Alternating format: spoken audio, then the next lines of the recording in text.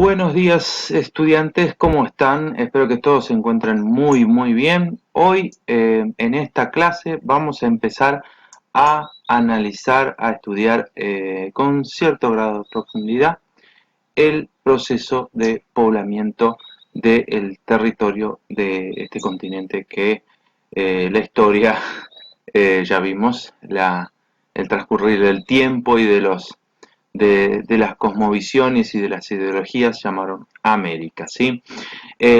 Bueno, en primer lugar, tengo que decirles algo, a modo de aclaración de lo que va a ser este viaje que iniciamos a partir de la clase de hoy, que tiene que ver con que vamos a analizar la arqueología de América, ¿sí? A partir de un proceso enorme, un largo proceso que va a ocupar una historia que empieza hoy en día, para algunos empieza hace 20.000 años y transcurre hasta lo que compete obviamente a los contenidos de la materia, hasta el imperio incaico previo a la llegada de los españoles a México y a Perú.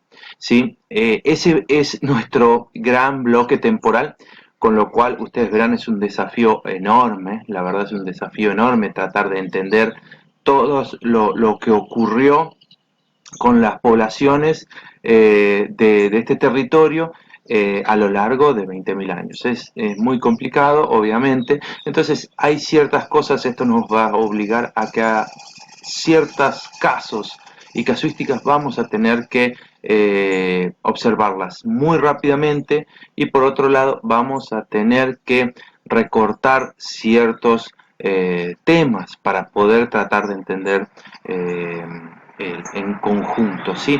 No hay mejor propuesta de acercamiento o de aprendizaje de estos contenidos, creo yo, a partir de lo que serían los procesos sociales o socioculturales, y esta herramienta nos va a permitir entender una vasta cantidad de casos a lo largo de este territorio que atravesaron procesos semejantes y que esto nos va a permitir cubrir semejante bloque temporal, ¿sí? Como les dije. Entonces, un gran desafío y hoy empezamos con un tema muy interesante en lo personal.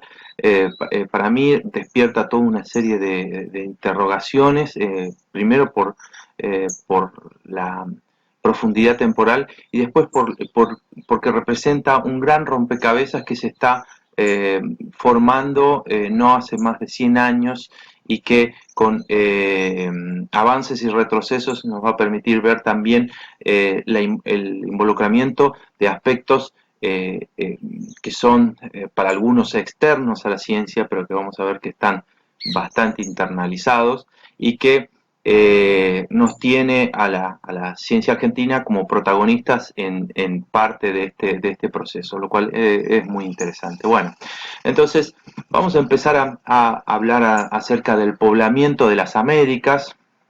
Sí, lo pongo en plural para interrogarme respecto a esta consideración de la construcción de este contexto, ¿sí?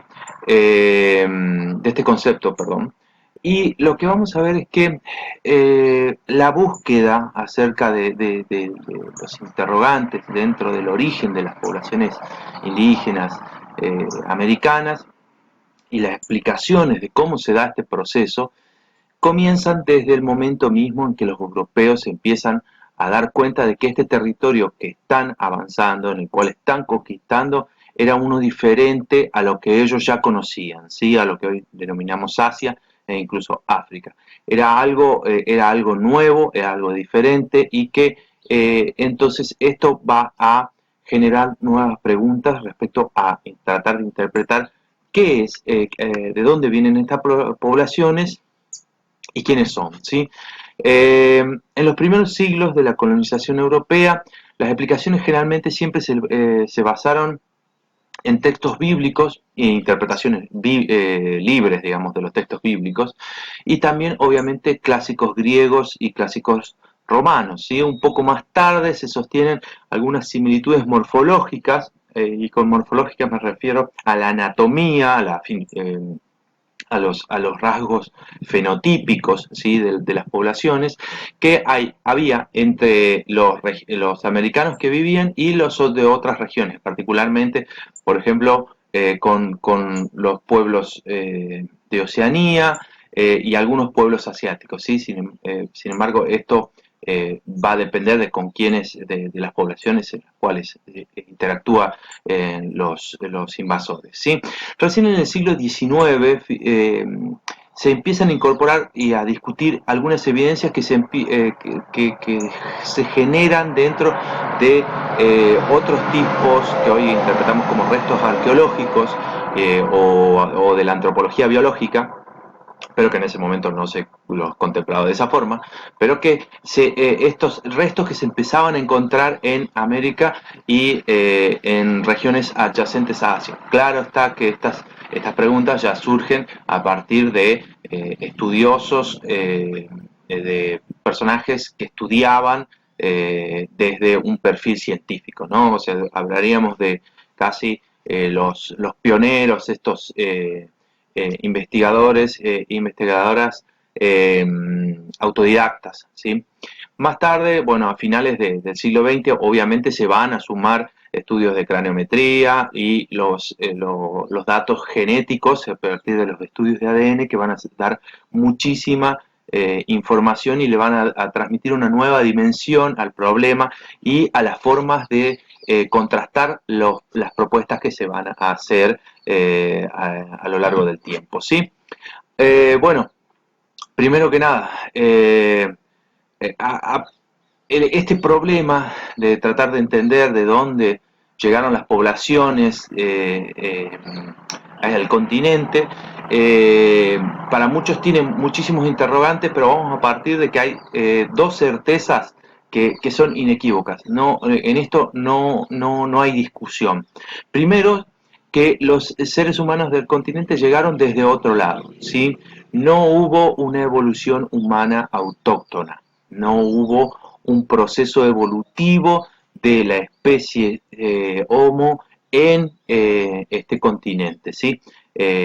Ya cualquier tipo de evidencia bioantropológica ha sido completamente desestimada y refutada. No hay la presencia, la antigüedad de estos restos en los sedimentos. ¿Sí? Entonces, a pesar de, vamos a ver que hay algunas propuestas, unas propuestas algunas incluso muy locas, han sido completamente desestimadas. ¿Sí? Después, la segunda certeza es que los primeros pobladores de el continente tenían un modo de vida que en la antropología y en la arqueología llamamos de cazadores recolectores, ¿sí?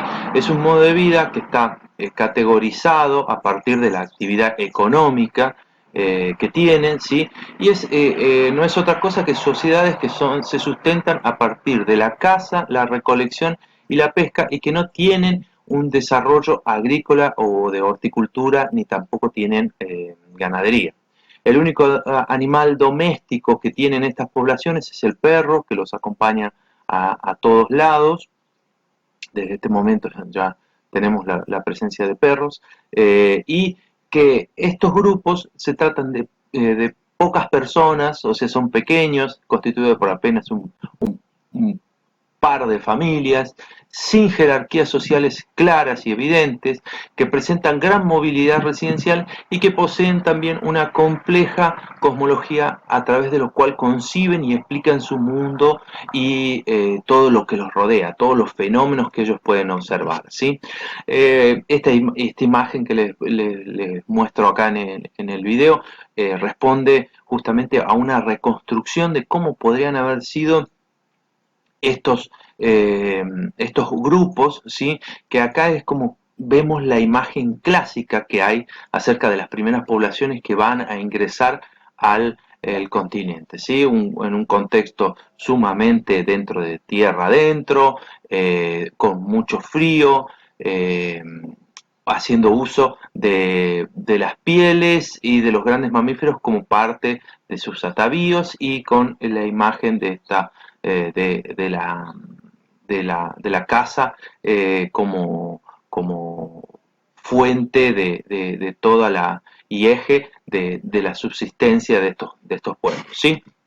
Bueno, no hay un consenso acerca de cuándo llegaron los primeros seres humanos al continente y qué vía entraron y qué utilizaron y qué tipo de tecnología empleaban. Entonces, por eso yo les decía recién las certezas. Bueno, entonces, estos son los problemas que hay dentro de este gran tema. Primero, hay circunstancias que dificultan el conocimiento, ¿sí? O sea, primero que nada los problemas tan comunes de preservación de los sitios arqueológicos que justamente impiden que los materiales que se depositaron queden congelados en el tiempo. Siempre hay perturbaciones y en consecuencia todas las actividades humanas quedan como enmascaradas, quedan distorsionadas por diversos agentes que los modificaron al momento de la depositación hasta su descubrimiento, ¿sí? O sea, incluso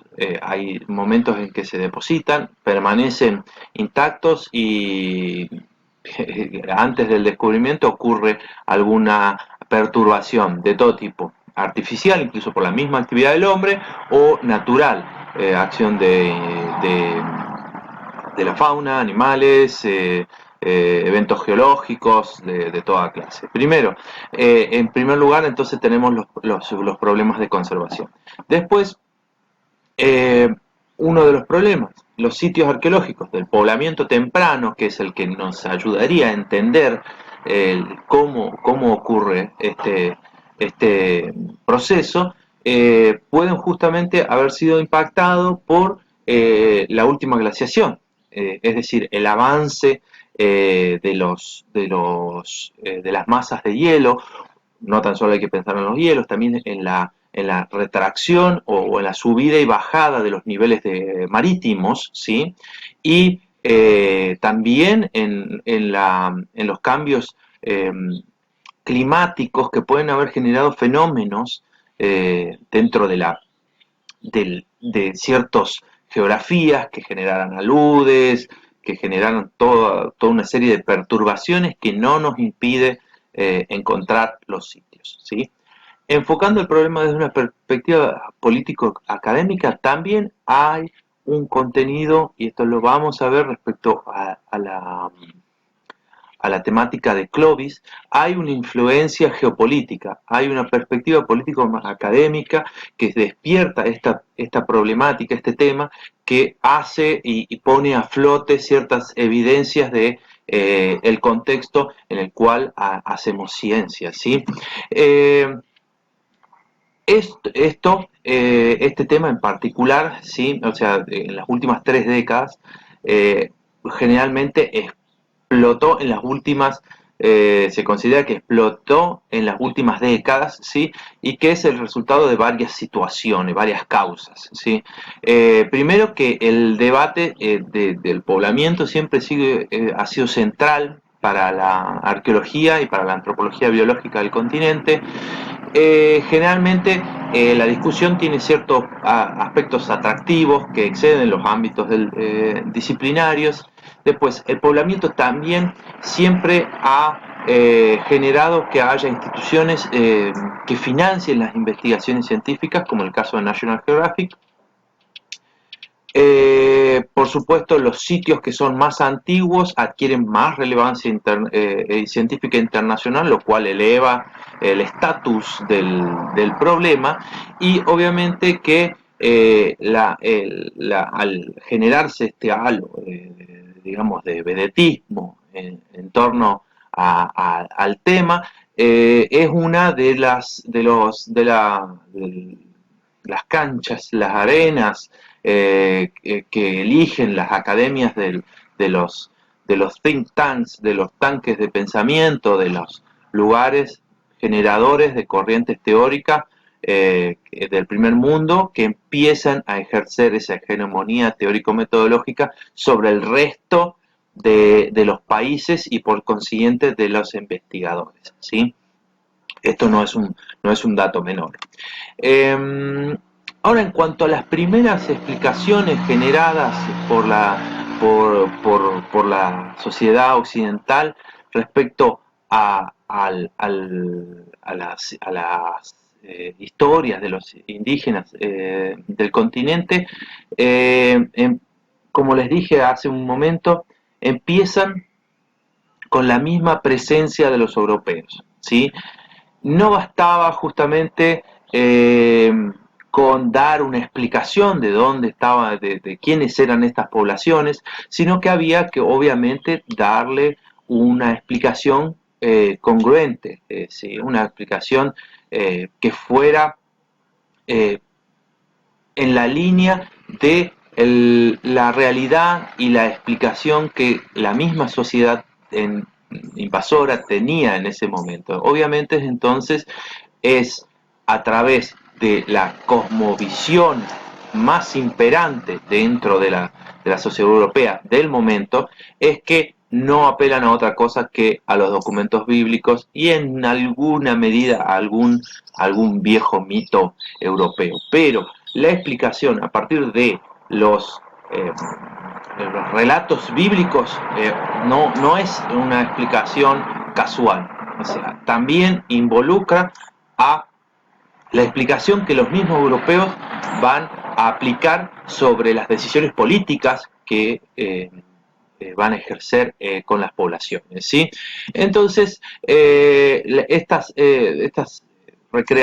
como esta recreación de Miguel Ángel acerca de, del, del poblamiento, van a erigirse como las más aceptadas y las dos hipótesis bíblicas que comparten la concepción de los indígenas americanos como sociedades primitivas y diferentes en la europea van a coincidir en todo con la visión dominante en la sociedad del momento y que justamente es congruente con esto. Entonces, es congruente porque obviamente hay esa decisión política que les decía hace un momento, que intenta apropiarse de los territorios y de los recursos disponibles. De hecho, hubo todo un debate, como el que encarna Fray Bartolomé de las Casas, por ejemplo, en considerar si las poblaciones indígenas son humanos, o sea, son personas y no son animales, ¿sí?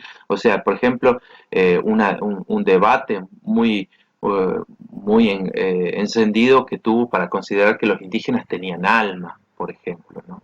Y que eran susceptibles de ser transformados al, al cristianismo, ¿sí? Un debate que en cualquiera de los dos contextos, tanto en el contexto deshumanizado y humanizado, los dos eran contextos de pérdida para los pueblos indígenas, eso ya lo sabemos, ¿sí? Entonces,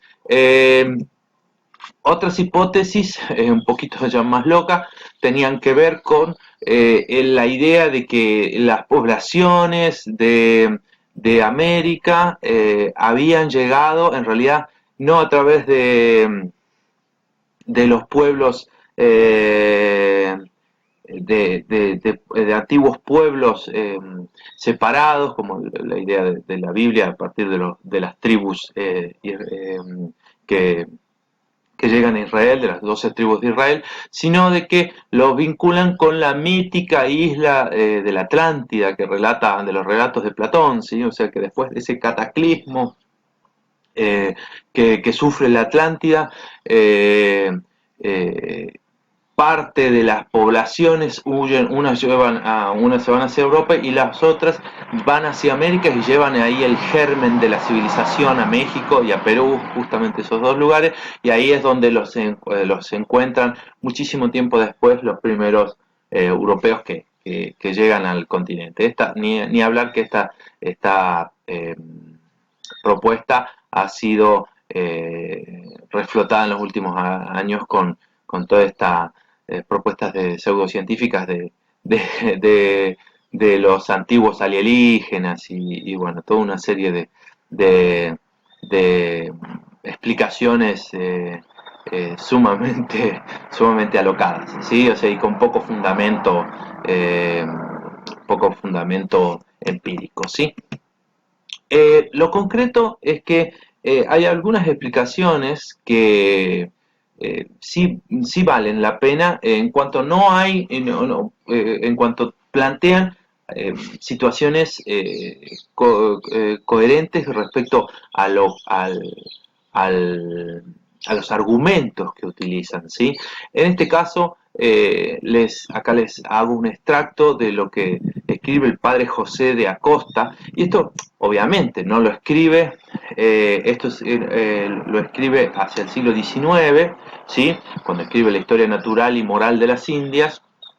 El padre José Acosta lo que nos va a decir, y esto permítanme que se los lea, ustedes lo pueden ahí, dice: nos hallamos forzados a decir que los hombres de las Indias fueron de Europa o de Asia por no contradecir a la Sagrada Escritura, fíjense, por no contradecirla, ¿sí? O sea, no, eh, que claramente enseña que todos los hombres descienden de Adán, así que no podemos dar otro origen a los hombres de las Indias, ¿sí? Fíjense de que hay una escritura un poco suspicaz ahí, ¿no? O sea, nos hallamos forzados a decir, o sea, no podemos decir otra cosa, pero podríamos, pero no estamos forzados a decirlo. Si esto es verdad, como en efecto me lo parece, fácil respuesta tiene la duda tan difícil que habíamos propuesto. Claro, al pensar que todos surgieron de Adán, ¿sí? Los hombres de las Indias, hombres y mujeres, fueron los primeros pobladores y pasaron, ¿sí? Navegando por mar o caminando por tierra, y ese lo hicieron lo hicieron mudando de los sitios de tierra poco a poco y unos poblados, poblando ciertos sectores de acá y allá, y vinieron a henchir las tierras de las Indias de tantas naciones, gentes y lenguas. Fíjense que lo que está planteando son las ideas básicas, ¿sí? Son las ideas básicas que subyacen al planteo de eh, del poblamiento, incluso hasta la forma en que se da el poblamiento. O sea, ¿no? La gente no aparecieron por un cataclismo, no son una tribu perdida, sino de que son eh, las poblaciones, primero que nada, son personas, son humanos, que salieron, que son hijos de Adán, ¿sí? Y que mudándose en su forma de vida llegaron hasta estas tierras, ¿sí? Tanto por agua y por tierra. Esta explicación, que parece un poco endeble, tiene contenidos, es muy interesante, porque después vamos a ver estos contenidos, estos principios que están. Ahora, después del padre Acosta hay algunas menciones, todos repiten lo mismo, pero no es hasta finales del siglo XIX cuando esto empieza, este problema empieza a resurgir, y de la mano de un científico argentino como fue Florentino Ameghino. El personaje de Ameghino realmente es muy interesante. Yo abajo en la lección les dejo un video como para que conozcan un poco más de su historia. Realmente hay algo escrito, pero no hay mucho, es difícil de conseguir, y la verdad que es algo muy apasionante en cuanto a las visiones de Florentino, de su hermano Carlos. En realidad podríamos hablar incluso de los hermanos Ameghino, porque Ameghino era un hombre típico investigador de la época, no investigador aventurero, sino de que no salía de la vuelta de la casa y de su laboratorio y de su biblioteca, y el hermano era el aventurero que andaba y le traía los fósiles. La verdad, el personaje de Ameghino siempre fue de un investigador autodidacta, que muy interesado en el pasado a partir sobre todo de la búsqueda de fósiles, ¿sí? Ameghino trabajó toda su vida en la región pampeana, sobre todo, y en lo que sería los fósiles que hay en la Patagonia, pero que sobre todo da explicación a los de la Patagonia septentrional, ¿sí? Bueno, Ameghino es uno de estos investigadores pioneros que para el finales del siglo XIX hace una serie de propuestas que incluso uno la exhibe a su tesis que está, su tesis, una tesis enorme, que son como 2 o 3 tomos, y las exhibe en la Feria Mundial de París, ¿sí? Su tesis está escrita en lo que por el momento era el lenguaje de la ciencia, que era el francés en ese momento, y que él lo va a publicar y va a proponer 2 cosas que sacuden el entendimiento, primero, del origen de la humanidad y del poblamiento americano, ¿sí? Entonces, las pretensiones de él son bastante grandes, y esto viniendo de un personaje que, a pesar de que no se lo conocía en ese momento y a partir de ese momento pasa a ser reconocido en el mundo, era de un sujeto de allá, ¿no? De los nuevos países de América del Sur. ¿Sí? Primero, algo, y fue lo que sacude al mundo científico europeo, es Ameghino propone que las pampas argentinas habían convivido indígenas y megafauna pleistocénica, o sea, megafauna extinta, y que el origen de la humanidad está en Sudamérica, ¿sí? Incluso él dice el origen de los mamíferos, ¿sí? Está en Sudamérica. Y que esto obviamente va a hacer una bomba, sacude todas las explicaciones que había en el momento, ¿sí?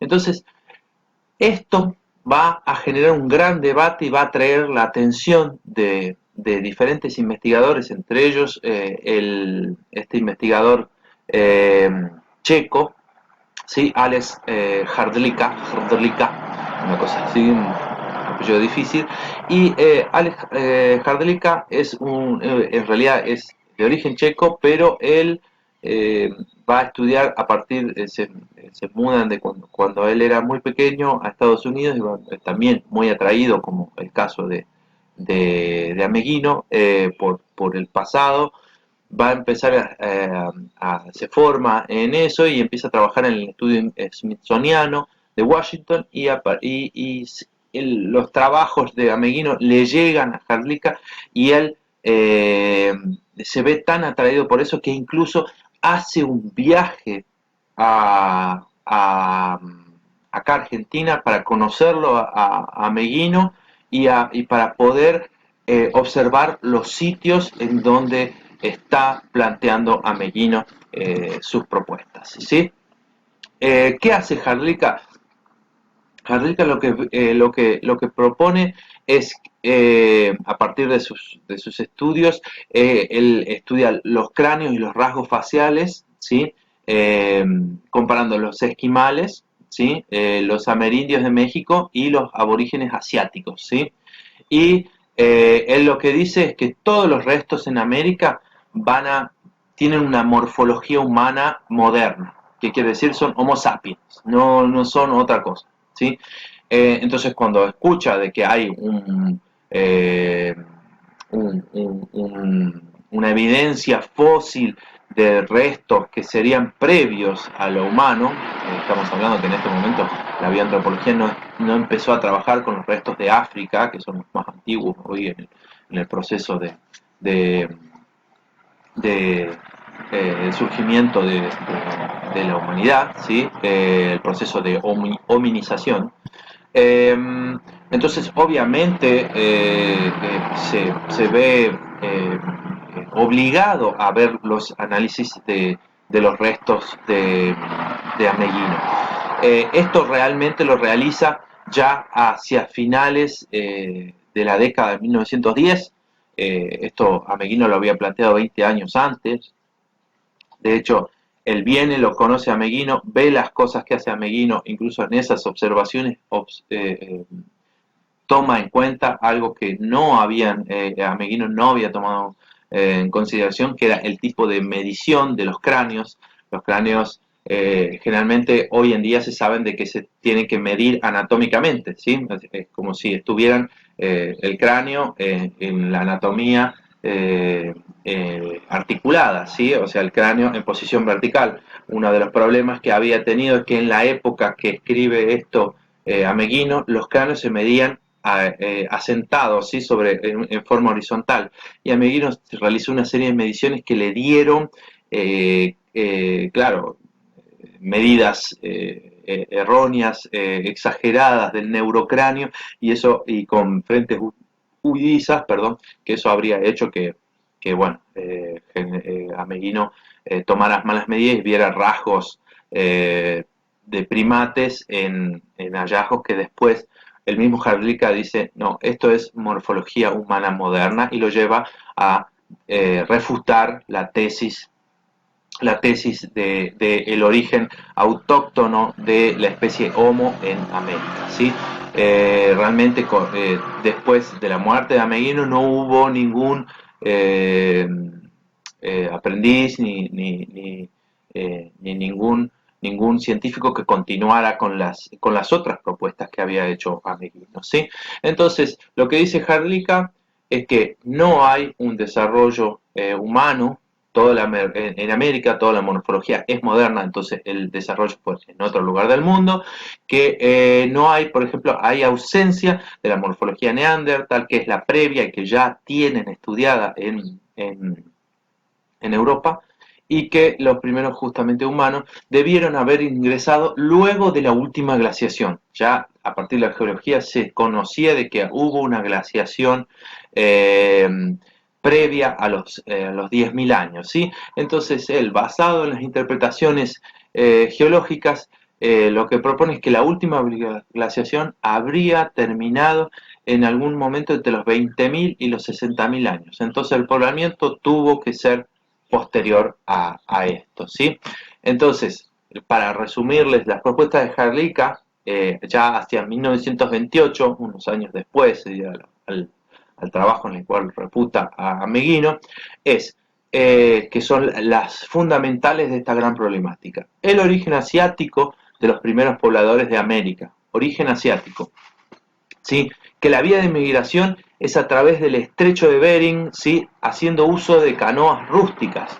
Es a través de canoas rústicas, que incluso, no sé si ven el mouse, pero el estrecho de Bering, ¿sí? Salen de Asia, de la Asia profunda, del centro de Asia, lo que hoy sería China, cruzan el estrecho de Bering, van por las costas de Alaska y entran por tierra en el casi centro oeste de los Estados Unidos, ¿sí? Y que el poblamiento es posglacial y sin asociación con la fauna extinta. Esa es la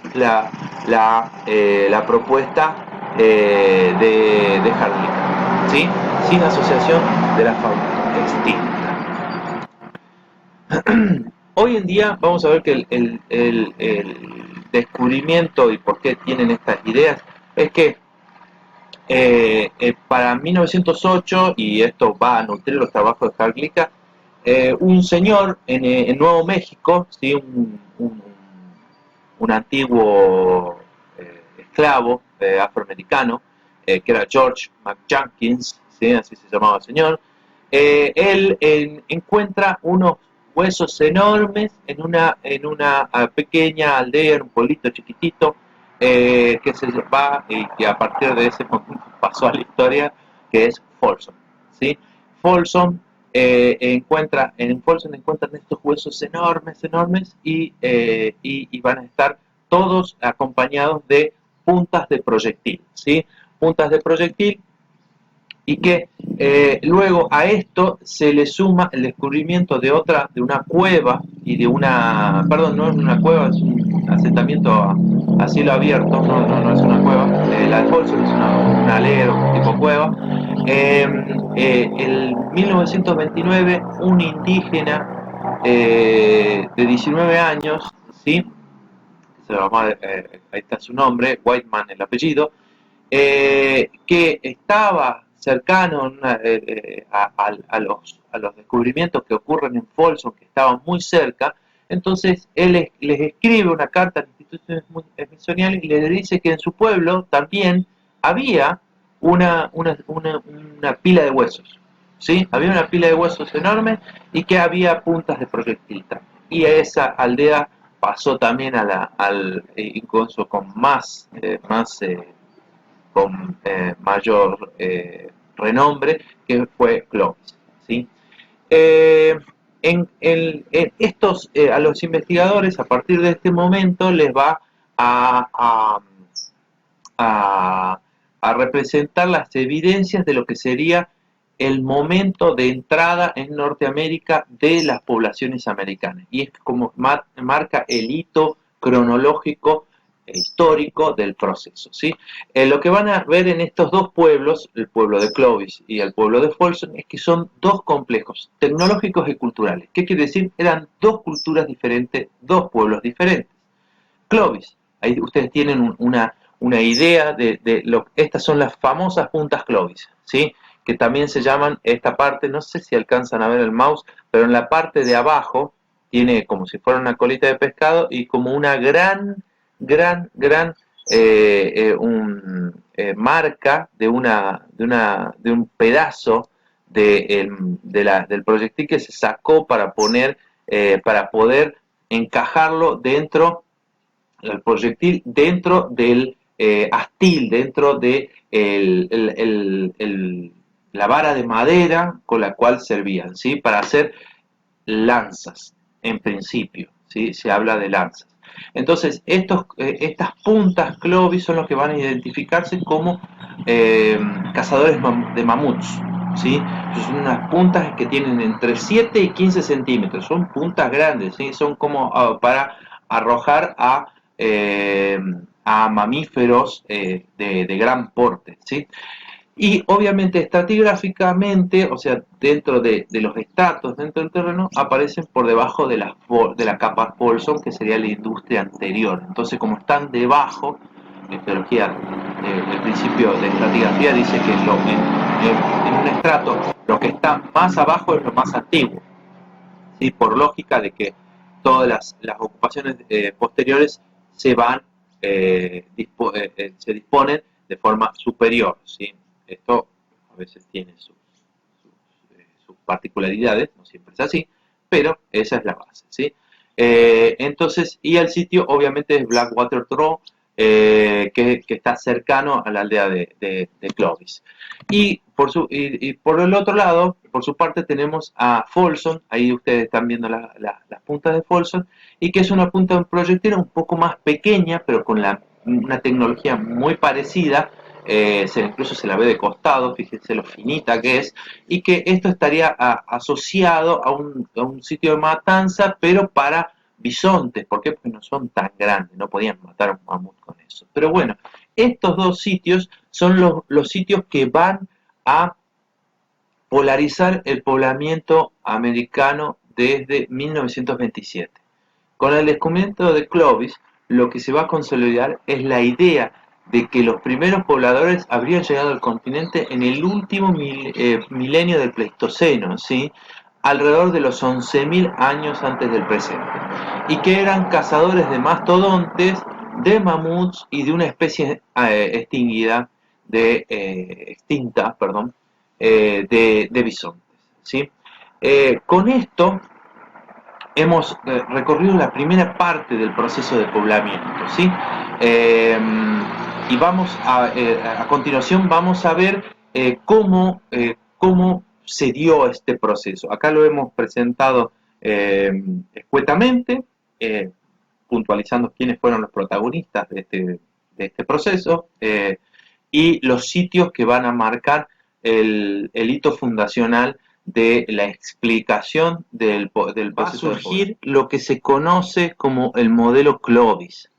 El modelo Clovis lo que propone es algo que Harlica ya había eh, argumentado, que era la migración desde Asia de las poblaciones a través del estrecho de Bering hacia finales de la última era glacial, ¿sí? Siguiendo a pie a la megafauna, lo cual estaría representada por la cultura Clovis, la primera cultura amerindia, decían los investigadores. Lo concreto es de que estos cazadores-recolectores habían ocupado las grandes planicies que serían las que estarían inmediatamente al sur del corredor libre de hielos, ¿sí? Y por último, América del Sur sería la última zona en ser poblada. ¿Cuál es la cronología que atribuyen a Clovis? Muy bien. La primera propuesta de los investigadores es a través de una excavación que se realiza cerca del pueblo de Clovis por el investigador Edgar Billings Howard, que en el 32 ellos proponen una cronología de 12.900 años antes del presente para Clovis. Posterior a la década del 40, 1949, se realizan estudios de radiocarbono, de carbono 14, sobre los restos que se encuentran, y posteriormente se fecha y se calibra esa antigüedad en 11.050 años, 10.900 años antes del presente para Clovis, ¿sí? A partir de este momento es como que se genera casi como una cuestión monolítica y algo viciada de creencias más cercanas a la fe de los datos que a un proceso científico en cuanto a contrastación de las evidencias, ¿sí? ¿Por qué? Porque es cierto que a partir de este momento, y sobre todo después del carbono 14, empiezan, o sea, estoy hablando de las décadas de 1950 en adelante, empiezan a observarse sitios en América Central y en América del Sur que empiezan a tener una antigüedad pronunciada, una antigüedad marcada, y que empiezan incluso a mostrar ciertas debilidades en cuanto al modelo Clovis, ¿sí? Tanto para Norteamérica como para Sudamérica.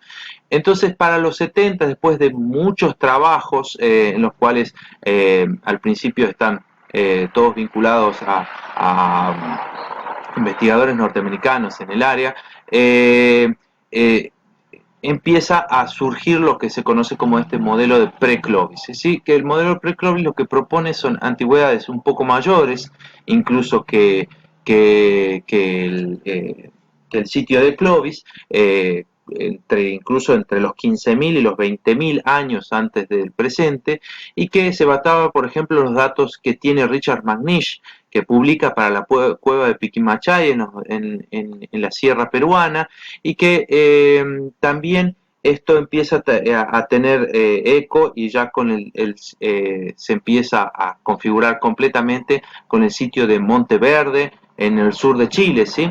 Y obviamente con las evidencias que surgen a partir de la cueva de Meadowcroft en el centro oeste de Estados Unidos, ¿sí?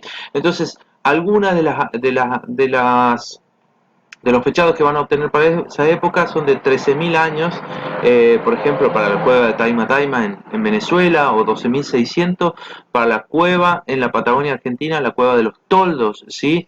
Que eran a veces muy tímidamente considerados, pero que van a ser los pilares de esta nueva reinterpretación y la refutación de este modelo Clovis que venía proponiéndose, y que no es hasta los últimos años, y sobre todo con el trabajo de Monteverde, el cual va a empezarse a ser refutado. Esto acá, incluso con un poco de bibliografía que vamos a tener que leer, vamos a plantear un foro, vamos a observar cómo la Academia Norteamericana fundamenta con criterios poco científicos la prevalecencia del modelo Clovis frente a todas las demás evidencias, y que no es hasta la intervención de los mismos norteamericanos en la temática que se logra reconocer algo que debería ser natural y es que si surgen evidencias que son claras y que derriban una idea anterior, hay que construir una idea nueva. Así que bueno, esto es todo parte del debate y lo que les planteaba inicialmente en la clase. A continuación vamos a ver cuál fue el contexto, ¿sí? El ambiente de este poblamiento, porque es necesario de que estamos hablando de glaciación, estamos usando términos geológicos como pleistoceno, entonces quiero que tengamos una visión del ambiente y del contexto del poblamiento. Así que, bueno, nos vemos ahora a continuación.